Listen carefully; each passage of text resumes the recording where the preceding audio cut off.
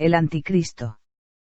En la teología y escatología cristianas, el nombre anticristo se refiere a una figura que cumpliría con las profecías bíblicas concernientes al antagonista de Cristo. El uso de este vocablo aparece 5 veces en la Biblia tanto en forma singular como en plural, todas ellas en 2 de las cartas del apóstol Juan, donde por un lado hace referencia a la manifestación, prevista para el fin de los tiempos y, por otro, a la anticipación de esta manifestación en la acción de apóstatas que reniegan del cristianismo.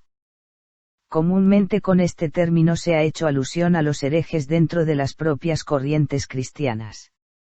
Así lo encontramos en las epístolas de San Juan, en las cuales es empleado para referirse a cualquiera que niega que Jesús es el Cristo y el Hijo de Dios que vino en carne. A lo largo de la historia, nos encontramos con diversas corrientes heréticas que niegan la divinidad de la persona de Jesús, junto a otras que predican a Cristo como un mito desligado de toda realidad material, cuestionando la verdad histórica de los evangelios para considerarlos solo relatos simbólicos donde aparecerían únicamente arquetipos. Estas doctrinas han recibido diversas denominaciones y a menudo engloban diferentes conceptos astrológicos y panteístas en sus cuerpos de creencias. ¿Qué dice la Biblia del anticristo? El anticristo, un problema. De todos los personajes que la Biblia menciona, ninguno resulta tan enigmático y a la vez tan mal conocido como el anticristo. Por eso no es de extrañar que arraiga poderosamente la atención de los lectores de la Biblia, y que de vez en cuando aparezcan personas diciendo las cosas más dispares y absurdas sobre él. Se ha afirmado que sería un judío, hijo de una monja conversa y de un obispo, que no tendría ángel de la guarda, que nacería blasfemando, que adquiriría con fantástica rapidez todas las ciencias, que Satanás sería su compañero permanente, y que haría prodigios mágicos como elevarse en el cielo para imitar la ascensión de Jesucristo. A lo largo de la historia se lo identificó con distintas personas. En la Edad Media, por ejemplo, con Mahoma, fundador del islamismo, y en épocas más modernas con Lutero, iniciador de la Reforma protestante. Inclusive varias veces se ha fijado el lugar y la fecha de su nacimiento. La fuente principal de donde la gente suele extraer los detalles del anticristo es el libro del Apocalipsis. De ahí se deduce que estará simbolizado por el número 666, que aparecerá al final de los tiempos, y que con su poder intentará dominar y destruir a todos los fieles de Cristo. Pero lo curioso de todo esto es que el Apocalipsis no nombra jamás al anticristo. Ni tampoco los evangelios, ni las cartas de San Pablo. Las únicas veces en toda la Biblia que se lo menciona es en las 2 primeras cartas de San Juan, y precisamente para aclarar esta creencia que, al igual que ahora, se había teñido de ideas espurias ya en tiempos de Juan. ¿De dónde salió esta idea? La espera de un anticristo tiene su origen en una leyenda judía. Recordando su dolorosa experiencia del pasado y las persecuciones de las que habían sido objeto casi permanentemente a lo largo de su historia, los judíos pensaron que también en el futuro sufrirían esta situación.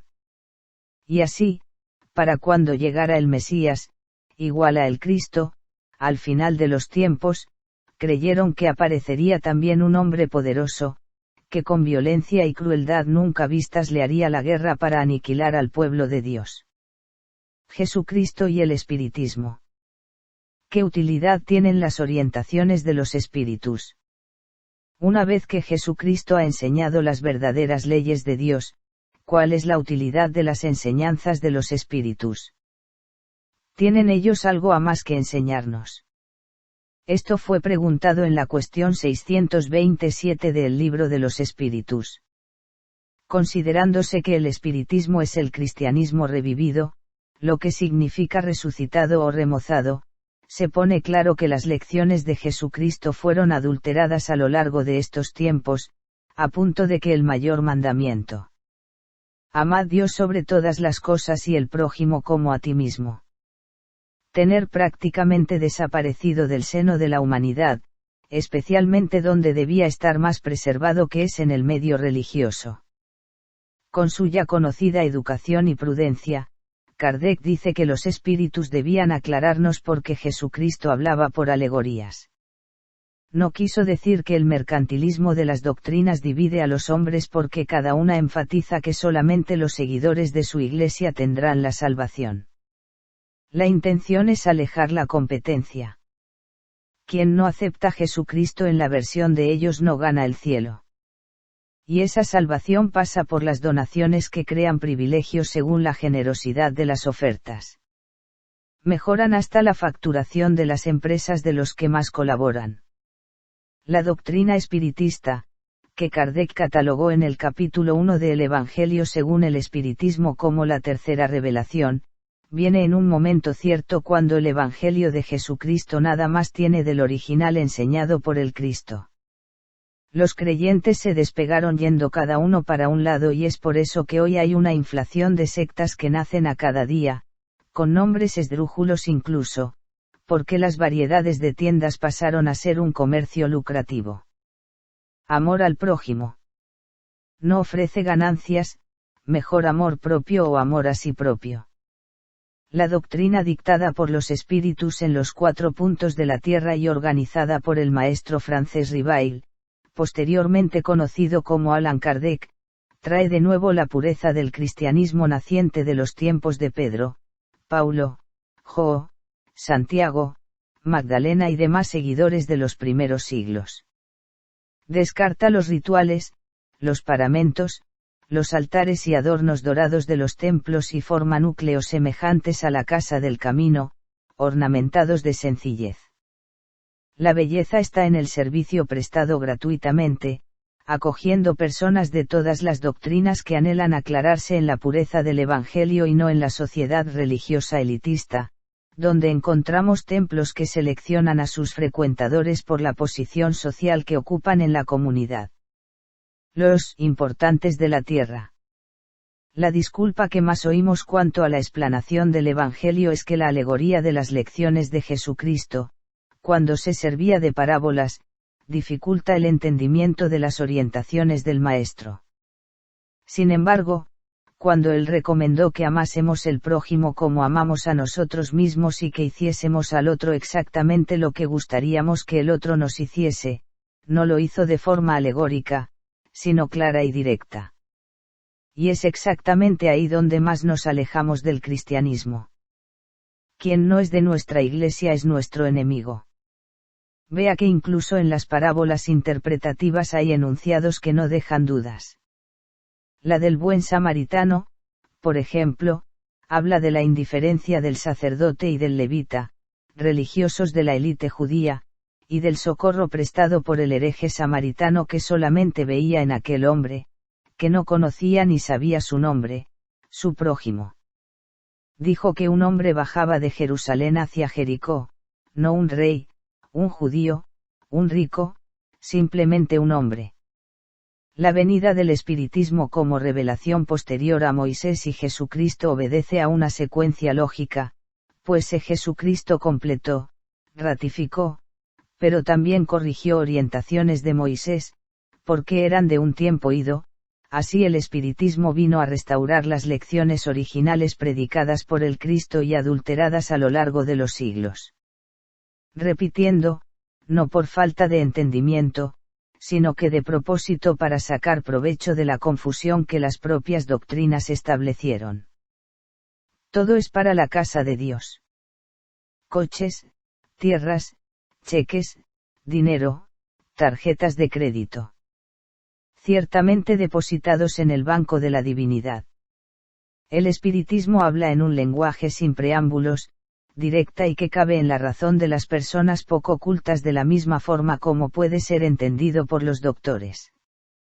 Podemos alegar que no creemos o no estamos dispuestos al rigor de nuestra reforma interior. Sin embargo, jamás que no comprendemos. Emmanuel, en el libro El Consolador, pregunta 210, dice que el espiritismo no necesita de los intelectuales de la tierra, sino que ellos es que deben encontrar soporte en el espiritismo para más bien ejecutar su progreso. Así como hizo Jesucristo, que convocó su apostolado entre los hombres simples, pescadores, publicanos, etc. No buscó los doctores del templo de Jerusalén, porque ellos nada entendían del reino que estaba siendo anunciado. La charla con Nicodemo es una comprobación. Hay una plegaria, la oración de la sabiduría, que dice: Dame, Señor, inteligencia para entender, no las cosas difíciles y sencillas de ser comprendidas, sino que las cosas más simples y tan difíciles de ser entendidas. Por eso cuando preguntaron a Emmanuel lo que era la Biblia, él contestó: La Biblia es el amor. Y replicaron: pero ¿por qué ella es tan grande? Y el guía de Chico Xavier contestó: para explicar el amor. Del amor, ni definirlo sabemos. Esperamos haber dejado claro que los espíritus tenían de venir a restaurar lo que los hombres destruyeron. Con el espiritismo solo es engañado quien quiera o es un ingenuo queriendo aprovecharse. La vida de Jesús dictada por él mismo. En 1885, en Aviñón, antigua ciudad del sur de Francia, Jesús de Nazaret relató su vida en estas páginas, dictadas por orden de él a una señora de muy poca instrucción, que fue escogida como medium para escribir este gran libro, donde se refleja la grandeza y la sublime elevación del espíritu que lo dictó. También es necesario resaltar el meritorio desinterés de la medium, que permaneció en el anonimato, dando así un verdadero ejemplo de humildad. El libro Vida de Jesús dictada por él mismo, viene a prestar un importantísimo servicio al espiritismo en el momento preciso, desmintiendo totalmente muchos de los acontecimientos que se hacían inaceptables para la mayor parte de los estudiosos, sobre la personalidad de Jesús, devolviendo la verdadera imagen al Nazareno. Además, apoya totalmente, sin lugar a duda, el grandioso trabajo realizado por Allan Kardec, y sobre todo la definición que encontramos en los libros de la codificación espírita, respecto al cuerpo de Jesús y su naturaleza. En siglo XX tenemos varias asociaciones que han recibido mensajes del propio Espíritu de Jesús dando nuevas interpretaciones de la vida espiritual. Damos crédito a Wikipedia.org, Galbooks, Sociedad Espiritista Luz del Camino. Si te gusta este canal, suscríbete. Paz profunda.